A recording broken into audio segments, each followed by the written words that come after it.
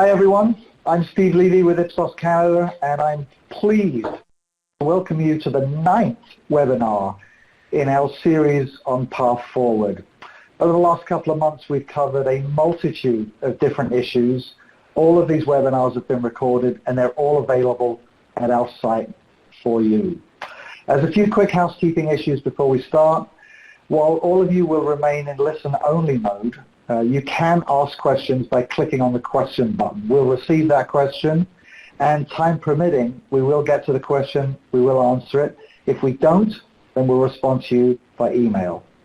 Today's webinar is being recorded and should be available within 48 hours of the conclusion of the webinar today. At Ipsos, we've been conducting a weekly COVID tracking study. We've been doing it here in Canada and, in fact, in 13 markets around the world. We cover a multitude of different issues.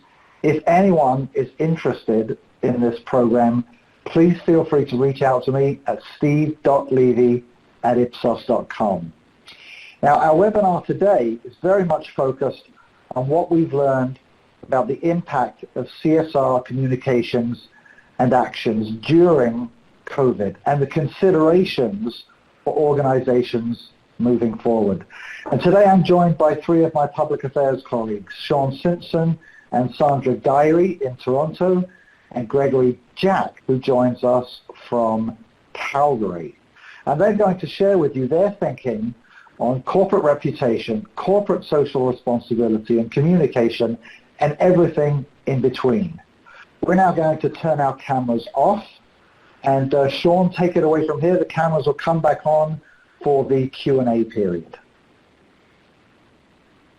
Well, thank you so much, Steve, for the introduction, and thank you to everybody for joining us. We're going to be talking about managing reputation in the time of COVID-19, and we'll start with reputation trends pre-COVID, because I think it's important to understand the context prior to the unbelievable event that happened in March. We'll talk about the impact of COVID-related communications and actions, considerations for reorganizing, pivoting, or maybe changing the way you think about corporate social responsibility initiatives post-COVID. We'll touch on the principles for an effective corporate social responsibility strategy, and then we'll have some final thoughts, and there will be opportunity for Greg, Sandra, and I to answer some of the questions that you might have on your mind and pose in the Q&A box. In order to fully understand the impact of COVID-19, we need to consider the context leading up to March. In the year before COVID, there was quite a bit of variation among organizations and how successful they were in building their reputation and public trust. Some were successful in showing significant improvement, while others struggled. In fact, when it comes to social responsibility, as many organizations saw declining scores as those who saw gains. Same with caring for the well-being of consumers, essentially flat on aggregate.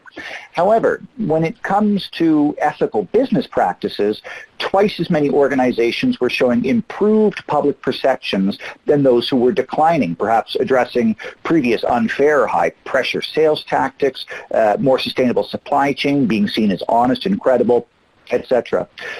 Finally, on trust, which we at Ipsos consider to be our most important reputation metric, the results are varied quite a bit. Some companies are making big gains, some are realizing significant losses, but overall the trend between 2018 and 2019 was fairly flat. Heading into COVID-19, there was a great deal of variation both among and within sectors on being seen as responsible organizations. Individual players within a sector were not all painted with the same brush. In fact, many organizations were using CSR to stand out and connect emotionally and rationally with stakeholders on issues that they care about. It's therefore too simplistic to claim that organizations within an industry are undifferentiated and that the momentum of the industry has irreversible effects on a particular company or organization within it. These data that you're seeing here suggest that companies can and do stand out within their own industry. Globally, on average, mining, oil, gas companies are perceived to be the least responsible companies, while technology leads the pack. This is not a surprise given their core business areas. It's inherently more difficult for the extractive industry to achieve responsible status, but they work hard to demonstrate how far they've come over the years. But perhaps the bigger story is the range of attitudes within some of the industries. Food and beverage companies, finance companies, consumer packaged good companies have by far the largest gaps between most responsible and least responsible companies. The finance industry in particular has a huge 45-point range between the best and the worst company, with the worst finance company having the worst score overall, and the best company being among the top 5 companies that we've tested globally. At the start of 2020, the world was primarily concerned about 4 key issues. Poverty and social inequality was a top concern globally, even if not quite as prominent in Canada. No doubt the recent focus on racism, which Sandra will talk about a little bit later, will only serve to enhance our awareness and understanding of the social inequality that exists within Canada and around the world. Crime and violence was an important issue to global citizens, one which particularly resonates with Canadians in big cities and those with a conservative mindset. The economy and jobs were already a concern at the start of the year, and Canadians shared this concern, and increasingly so. And finally, healthcare was also a top issue worldwide, and this issue holds a perennial spot atop Canada's issue list as well. But there is one issue that at the start of the year was not among the top issues globally, but it had climbed to number 3 in Canada: the environment and climate change. In fact, more people in Canada mentioned the environment as a top issue than in any other country among the dozens in which we surveyed. Concern for the environment hadn't been this strong since the acid rain debate decades ago. At the start of this year, it was clearly an important and perhaps even uniquely Canadian concern. The Ipsos Reputation Council, which is our annual survey of senior public affairs and communications professionals around the world, found that 57% of these business leaders believe that they, business leaders, are overtaking politicians as a force for progressive change in the world. What a tremendous achievement and honor, but what a tremendous responsibility.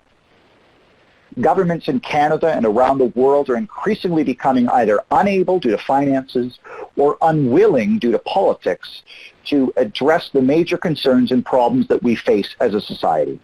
So the torch has been thrown to business leaders who, through their corporate social responsibility efforts, are now tasked with tackling these issues of inequality, economic growth and jobs, improving health outcomes, addressing the systemic issues which cause poverty or crime, and of course, the environment. On January 25th, Canada confirmed its first case of COVID-19. Despite seeing the destructive impact of the disease in Wuhan, China, I don't think anybody could have predicted the devastation that it would wreak on the Canadian healthcare system, the economy, and the Canadian workforce at that time.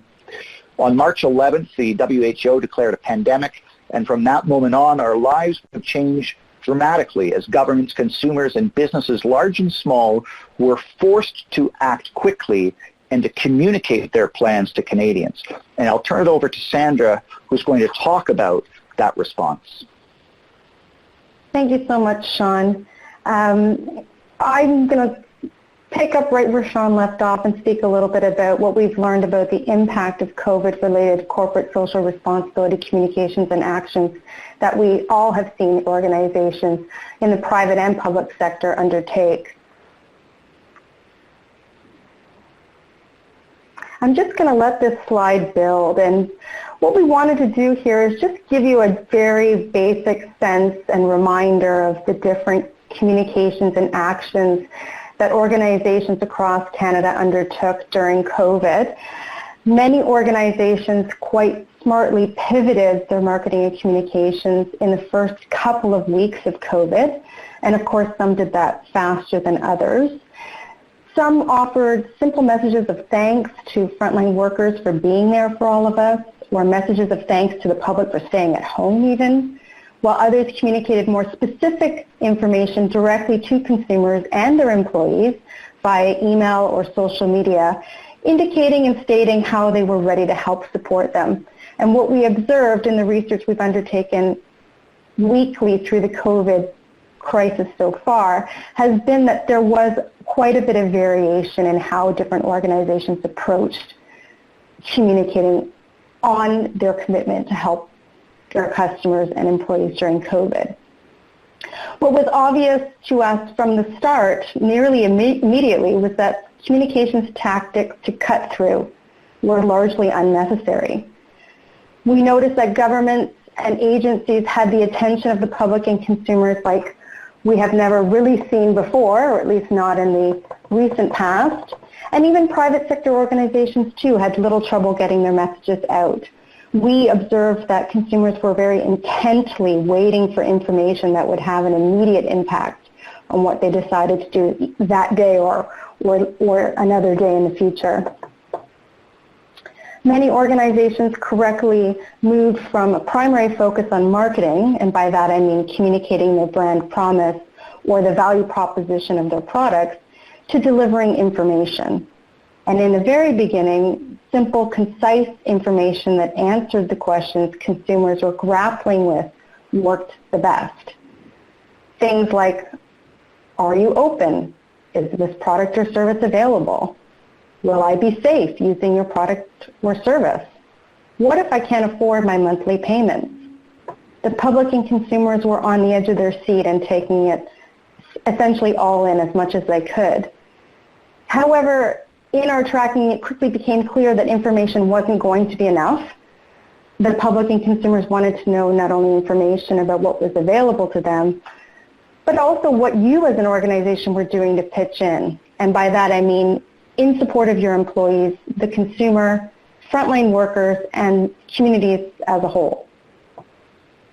For most organizations, they understood and responded, and communicating how they were making investments or offering donations or even changing their operational practices in ways that would provide the needed help to the public to access services and products safely. And we observed that this really broke through at an extraordinary level. Our research observed that 95% of Canadians were able to identify organizations that were doing something differently to support employees, consumers, and communities by changing how they operate or by funding charities and community groups. As I mentioned, consumers were paying and are paying close attention. On average, 40% of Canadians recalled COVID-related communications by organizations, but this varied quite a bit, with some organizations being recognized by as few as 30% of the public, and some organizations actually reached as high as 60% of the population. I can tell you the organizations, one of the organizations that broke through at the highest level was Shoppers Drug Mart, where they were able to reach over the 60% mark, and I think we'll talk a little bit about why that was. For the most part, the communications that we observed were effective between mid-April and mid-May, and Canadians who saw an organization's communications rated that organization an average of 25% higher on their performance related to the 4 reputation metrics that Sean walked you through. Social responsibility, ethics, caring about consumer well-being, and trustworthiness each saw a 25-point jump among people who recalled the comms, and I think that's a pretty huge jump to make in a pretty short period of time. So the larger question for us as we started to look at the data was to say, do we think that this boost that companies are seeing and receiving, are they going to stick down the road as we get further into recovery and resuming our normal, or I hate to say it because it's used often, but new normal world? So the answer, unfortunately, in our research is unfortunately no. Nearly as fast as scores went up, and you can see they did go up quite quickly in April, they started to come back down. Here what I'm showing on this slide is cares about consumer well-being, ethical business practices, social responsibility, and trust. Some companies actually saw a decline. If you look at the first data point, mid-March to beginning of April, we did see declines for many of the companies we were tracking. And when we probed further, we did observe that it related primarily to things that were a few missteps in terms of some inconsistencies around who was allowed to access services. We noticed with the airlines that were showing some declines. Presumably it related to not being able to offer full refunds instead of offering other alternatives. We also looked at organizations who ran out of product or organizations whose commitments didn't go far enough. And we did see with some of the financial institutions some declines during that period that seemingly relate to things like mortgage deferrals being offered, but only to soon realize that interest was accrued during that period. So it sort of left a little bit to be desired in terms of following through on some of the initial thinking in the supports that they were presuming and expecting. But we did start to see a big improvement peaking around the middle of May. And at that point is when we then started to see the scores come back. And you can see the scores have come back almost to where they were pre-COVID. So the question becomes, of course, why didn't these communications efforts that seemingly reach so many people not sustain themselves in terms of reputation, performance? I think part of the answer here is related to how the communications and actions were perceived. In our research, one of the things that we asked our respondents was whether or not they feel that the communications and actions being taken were completely or mostly genuine, perhaps a mix of being genuine or self-interested, or mostly or completely self-interested. And many Canadians we observed were skeptical of the efforts and didn't seemingly come across as genuine. And we know from our existing research leading into COVID that being socially responsible and caring about the well-being of consumers really is about doing your part to help and protect and not about doing things out of self-interest. Only 1/4 or roughly thereabouts say the COVID response of organizations was completely or mostly genuine. And it's only slightly higher among the employee group. Not surprisingly, those who perceived efforts to be genuine viewed organizations much more positively. On this metric, we're looking at overall performance during the period of COVID to support their consumers, employees, and communities. They were much more positive than those who saw the efforts as being a mix of genuine and self-interested, or mostly self-interested. You can see on this slide that their performance scores are 20 points higher if your actions were seen to be genuine than a mix of genuine and self-interested, and 50 points higher if your efforts came across as largely self-interested. So post-COVID then, with all that we've observed and learned, what, if anything, should organizations be doing to either reorganize or pivot their CSR initiatives? In our research, we looked at what Canadians think organizations should be doing now to help employees, consumers, and communities as we start to resume our normal activities. And on this slide here, what you're looking at is the feedback related to employees. And what we found interesting about this is that there really isn't a consensus. There isn't really a uniform opinion on what organizations should be doing to best support employees. We can see here around 1/4 say they would like you to exceed, not just meet, health and safety standards, and roughly the same percentage say, I would like to see my employer expanding flexible work arrangements and allowing the job situation to work to their individual personal circumstance. And nearly as many also say, now I would like to ensure that my employer is providing a livable wage and benefits to the employees. Interesting to note here, the fourth ranked bar there, strengthening protocols to address climate change, substantially lower at only 8%. When it comes to consumers, there's a little bit more consensus on this point. Consumers are expecting organizations, large organizations in Canada, to exceed, not just meet health and safety standards. And it's interesting because we did have a little bit of debate about this notion of health and safety standards.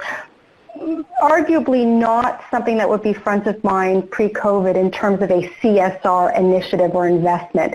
I think most of us would put that sort of in the bucket of a traditional core competency or requirement of any business operating. But I think with the COVID situation and what we've seen in other research, the reluctance of people to resume activities because they're concerned about their safety, it's then quite aligned to see that there's an expectation to really go above and beyond the way they credit many clients, organizations that have done so during COVID. And finally, helping communities. Here again, a little bit less consensus of opinion. How can large organizations in Canada be most helpful to support communities?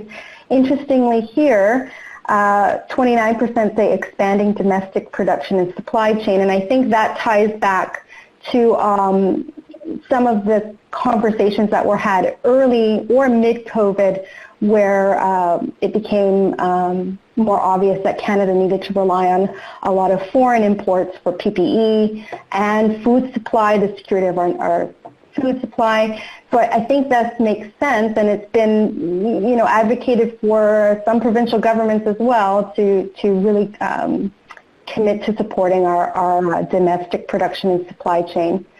The second one is about supporting lower income and racialized communities through social programs aimed at poverty reduction, which I think is fascinating. I think a lot of the conversations that we heard in a qualitative environment supported this notion that COVID has really brought to light the precariousness of work for so many Canadians, lower income frontline workers. And so I think this one sort of ties in back to that, and now is the time to start looking at how companies can demonstrate they're making commitments in this area.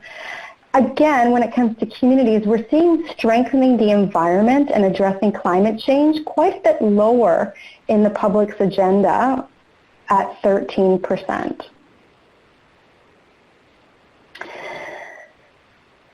So just a few comments here related to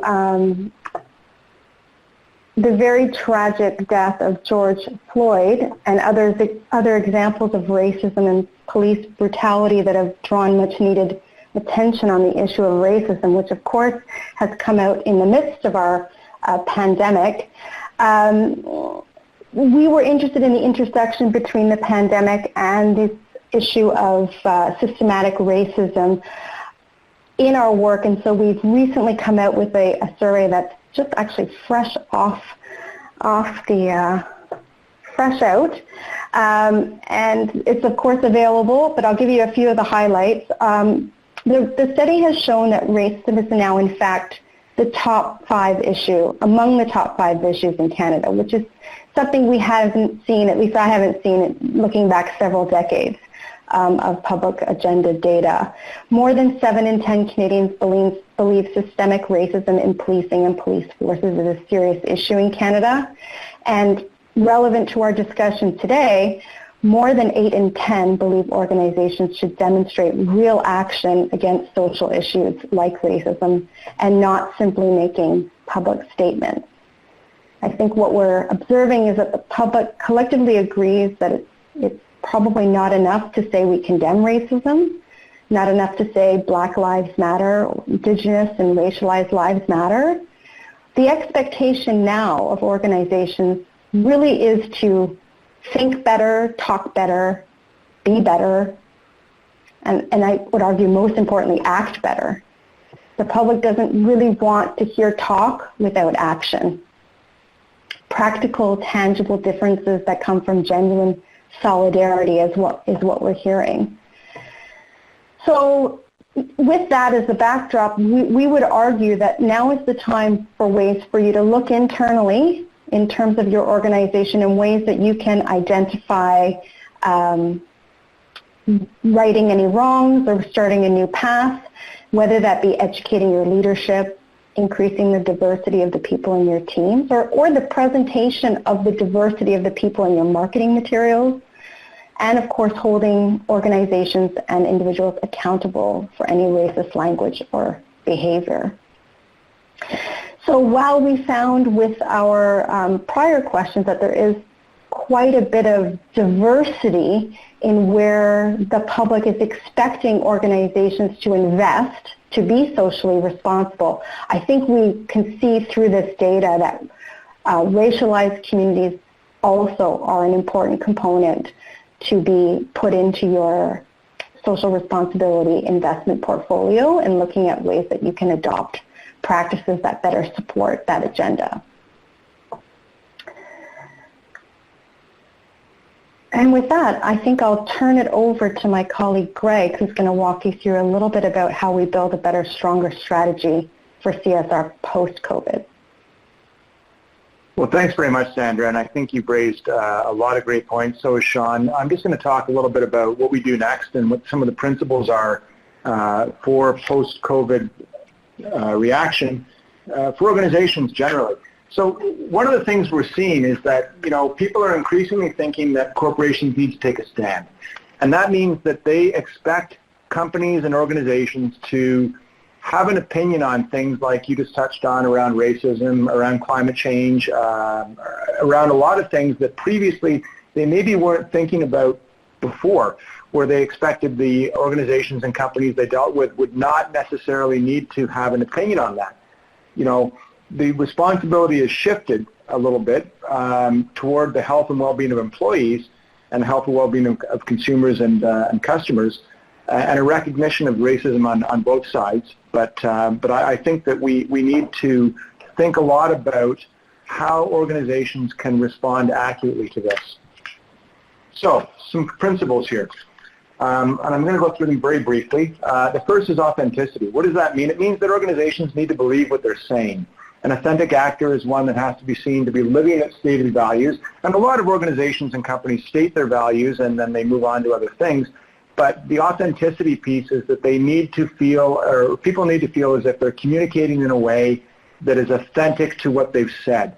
The second is credibility. You may be authentic in what you say, but you're not going to be credible unless it's in line with external realities. Going on about an issue that it's not in line with what people think or what they're worried about is not going to work. And today's environment right now, that's health and safety, COVID, as well as racial tensions. Prior to COVID, it was climate change. And we'll come back to that, but my colleagues have alluded to this, spoiler alert, climate change is deferred, it's not gone. The third is effectiveness. You can say all you want to say, but unless people feel like that's going to work, it's not going to help. You've got to articulate actions that are going to be seen to be actually doable.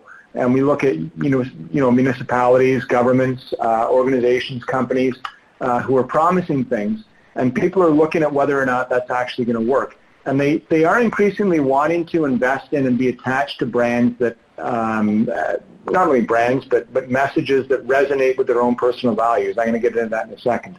So these expectations are not new. A lot of companies and a lot of organizations have spent a lot of time over the last few decades talking about what they value and why that matters to consumers. But today I think that is becoming more important in their decision making as we're looking a little bit more inwardly than we were before COVID, and evaluating organizations and political organizations as well in a different way. So, alluding to that and getting on that, the citizen and the consumer have become kind of one. Previously people thought that governments would solve one set of problems and companies would deliver shareholder value, deliver good prices, deliver good customer service, and that would be it. But we're not seeing that anymore. We're seeing that people are expecting that purchase decisions are going to be influenced by trade agreements and perceived ethical considerations. Where is the product I'm buying from? Was it developed in an ethical way? We're also seeing that brand decisions are not just about the factor of, is this cool or is it value for money? People are expecting organizations to have a stance, have an opinion on things like the George Floyd death and on things like climate change. You can't just say we believe in climate change and we support racism. People are expecting to see a little bit more around action. And by the way, if a company or an organization doesn't take a stand, and we saw this a little bit with some sports organizations who are very tied to the George Floyd things, who didn't take a stand in the United States, got roundly criticized for that. I don't know that that's going to mean less tickets later on, but they certainly face some wrath in the media. And I think that people are now combining their purchase decisions, brand perceptions, their political views, and their personal actions into one around citizen and consumer behavior. These are not separate the way they were before, and companies need to have a corporate reputation strategy that goes beyond shareholder value and prices. We've got a great quote here from an organization we have, the Managing Reputation in the time of COVID Reputation Council, which is a group of people across the world, senior leaders in various companies who have views on these things and offer us their insights, which are great. And this quote I think is great because it says two things. It says play a hands-on role on tackling social need and do the right thing. And that's not always the same for everyone. It's not always clear. It's not always obvious in the long term. It's a bit messier and more integrated based on what I said before.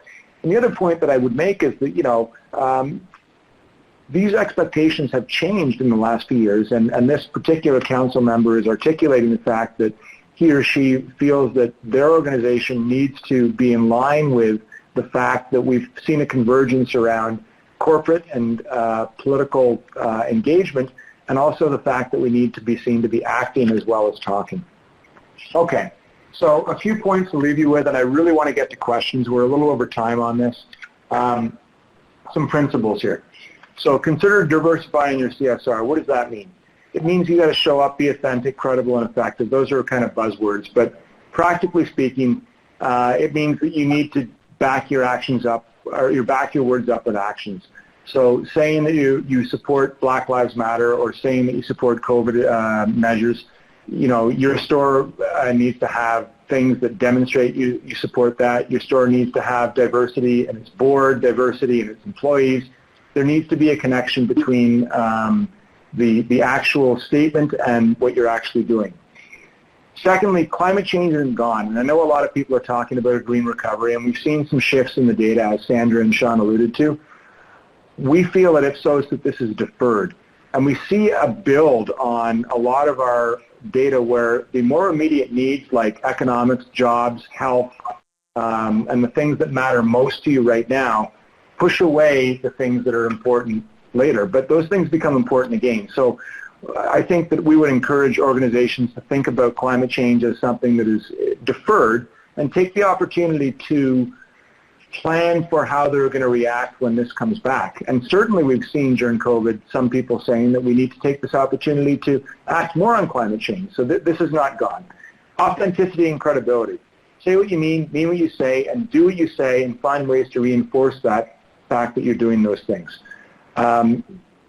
Organizations that pretend to care about something that they don't, or pretend to have expertise on something that they don't, based on our understanding of the sector and based on our understanding of that issue, are actually potentially risking their own brand. And so we need to make sure that we think about the linkage between the authenticity of what you say and whether or not you actually have the right to say that. Finally,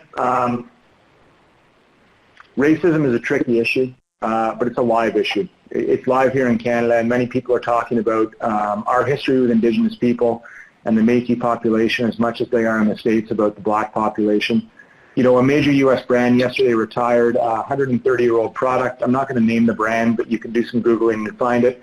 But this brand realized that this was both the time to do this, and it was also essential to do this right now. So timing is kind of everything, and racism right now is an issue of our time. And finally, action is the price of entry. Words aren't enough. I've said this to a number of brands for a while. But, these are kind of table stakes these days. They get you to the table, but you got to say and do the things that keep you in the conversation. And it's not enough just to elevate your brand through talking about your corporate social responsibility. People need to see local things and actions that matter to them happening.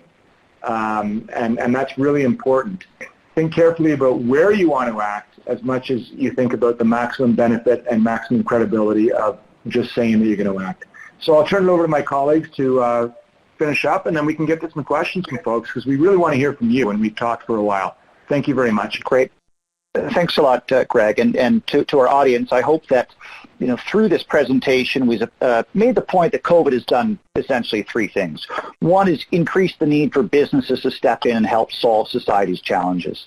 The second is that COVID has shifted and perhaps even heightened the expectations that Canadians have of companies and organizations in Canada. And the third is that it has really underscored that thought leadership is no longer good enough, and that action leadership is what's required and indeed expected in order to stand out among your peers. And so if ever there was a time for an organization to reevaluate what its CSR priorities and actions are and how Canadians might respond to those actions, the time is now. And with that, I'll turn it back to Steve to lead the Q&A. Well, thank you, Sean. Thank you, Sandra. And thank you, Gregory. Don't leave us yet, because there are a number of interesting questions that we have for our group of public affairs experts. First question is clearly for you, Sean. You've mentioned that you're involved with a reputation study that covers a gambit of different organizations, ranging from those in the energy sector, very heavily regulated, all the way to those in the technology sector. The question is really, in the world of CSR, are there some best practices, if you like, that transcend sectors? And if the answer is yes, what are they?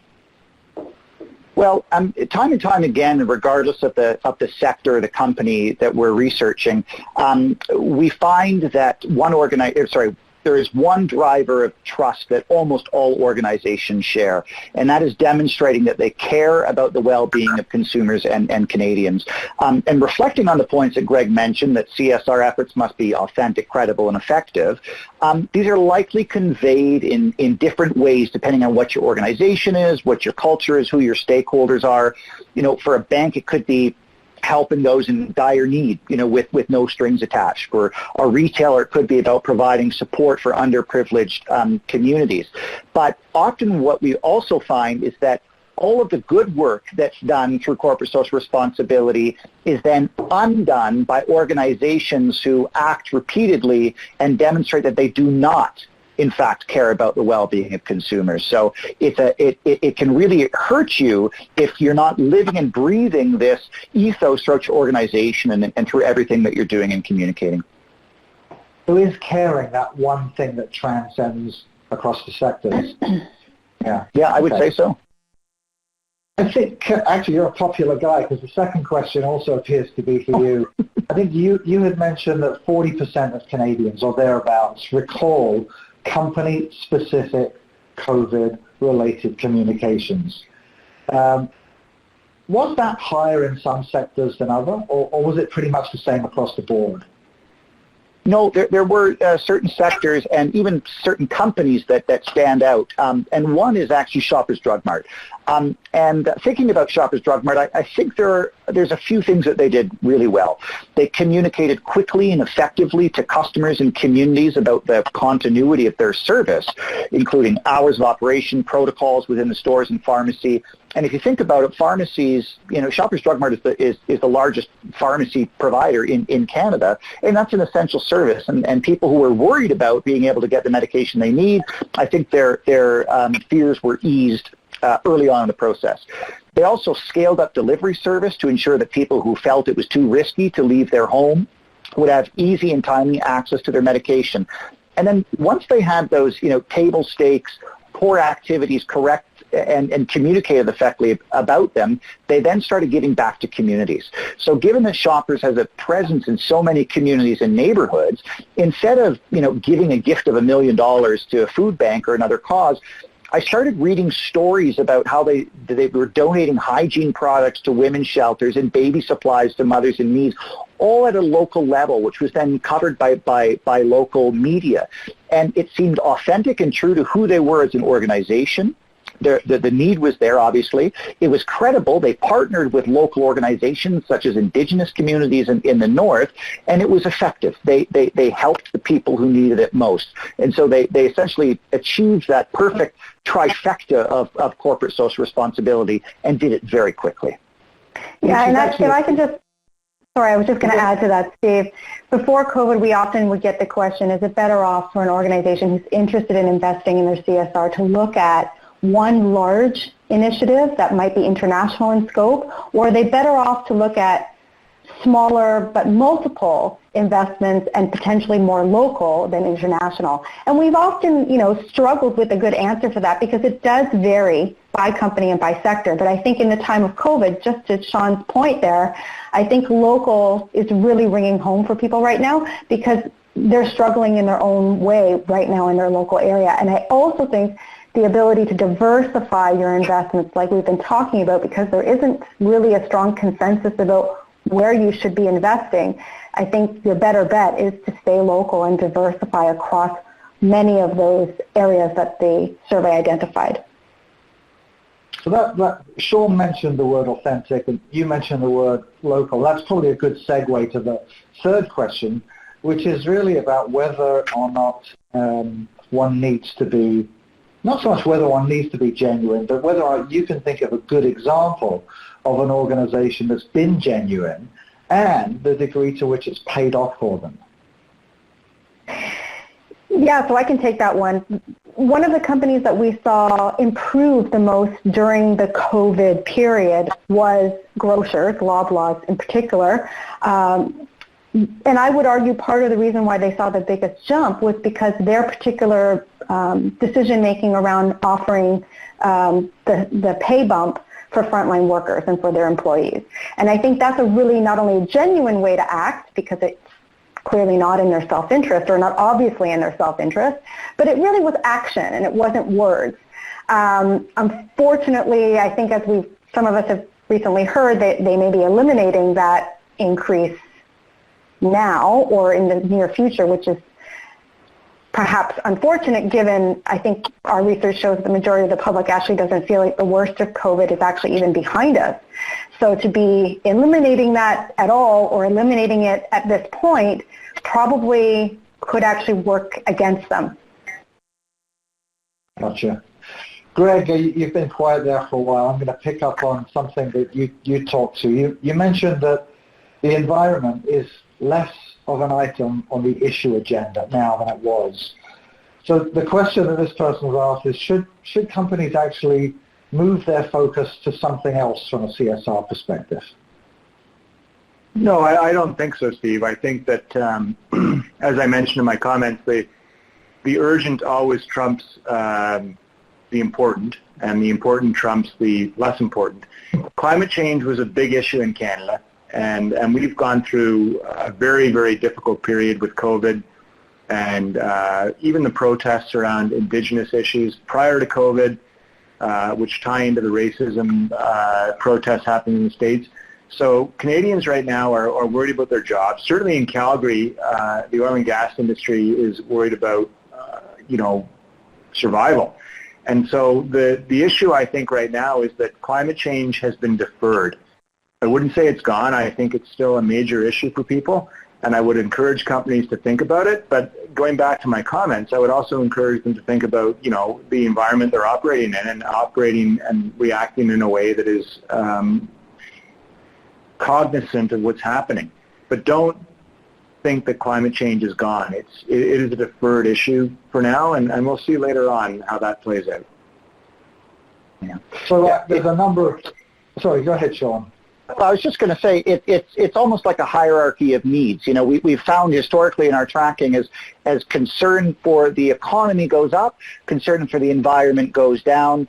and then vice versa. And in times of prosperity, we have the resources to worry more about the economy. This is now no longer a time of prosperity, and so people's priorities have been adjusted accordingly.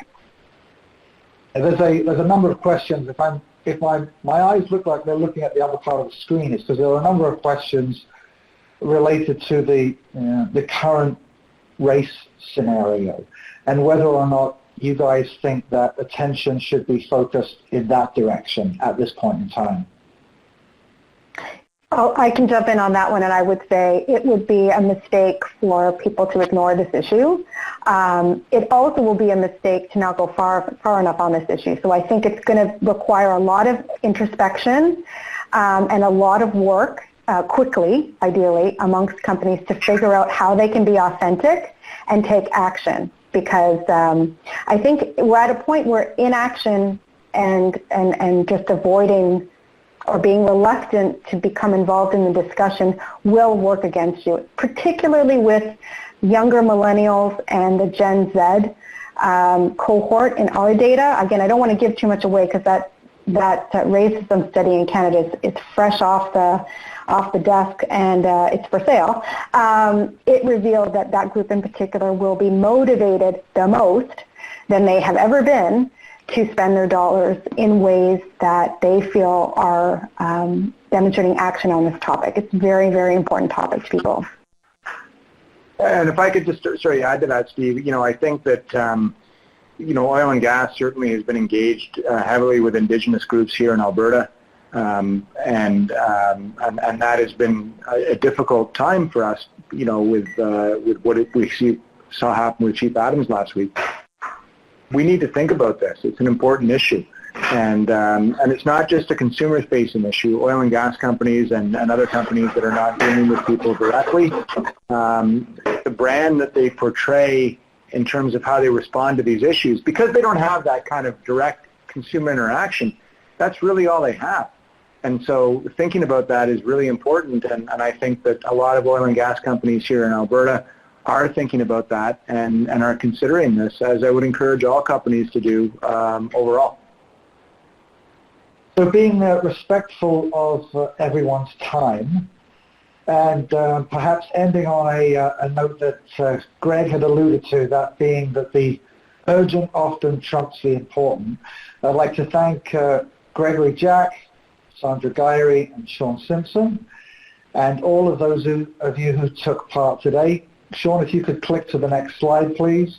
And I'd like to remind everyone that our next webinar is on June 23rd, when Nami Hawk will be talking about understanding emerging consumer behavior, essentially what's going to stick. And on that note, again, thank you everyone, and stay safe. Thank you, Steve. Thank you. Bye-bye. Bye.